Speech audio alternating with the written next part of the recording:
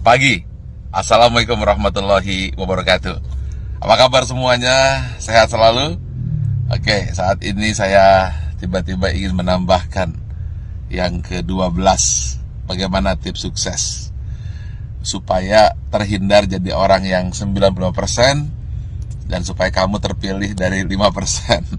Ingat, dari 100 orang sukses, hanya 5% sukses, 90% gagal, tidak jadi apa-apa, atau jadi orang biasa-biasa saja.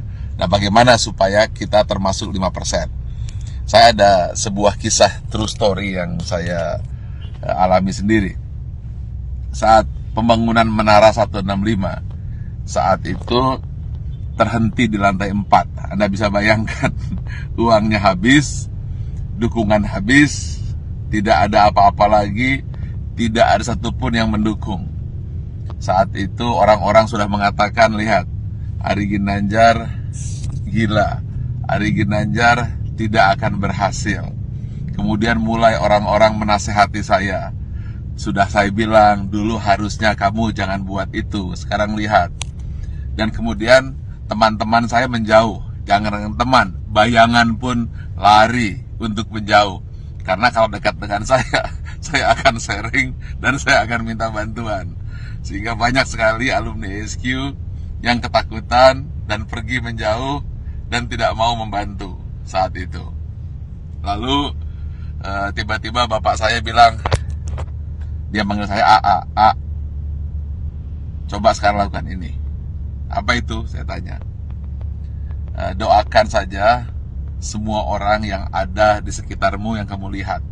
Tukang bakso, supir bis, tukang sayur, orang-orang miskin, orang-orang susah.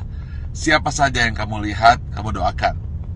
Lalu saya doakan. Saya tidak peduli.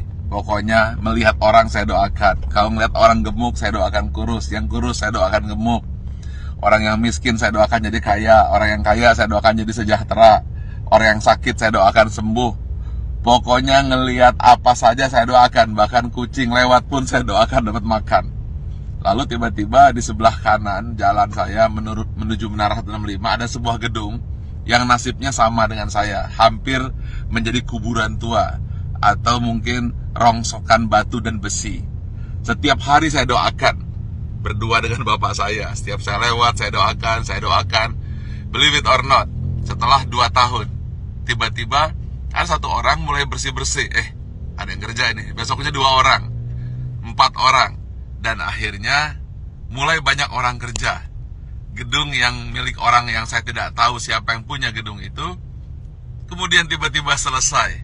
Saat yang bersamaan, believe it or not, Menara 165 selesai, 25 lantai dan masjid di puncaknya, yang katanya menjadi masjid tertinggi nomor 2 di dunia. Nomor 1-nya saya tidak tahu ada di mana. Saya ingin sampaikan ini, bahwa kita harus senantiasa berpikir positif, senantiasa mendoakan orang lain, dan jangan berpikir negatif. Setiap melihat apa saja, doakan. Atau ketika melihat orang berdoa, aminkan. Intinya, jangan pernah berkata negatif, jangan pernah berpikir negatif. Jangan pula bahkan berbisik negatif.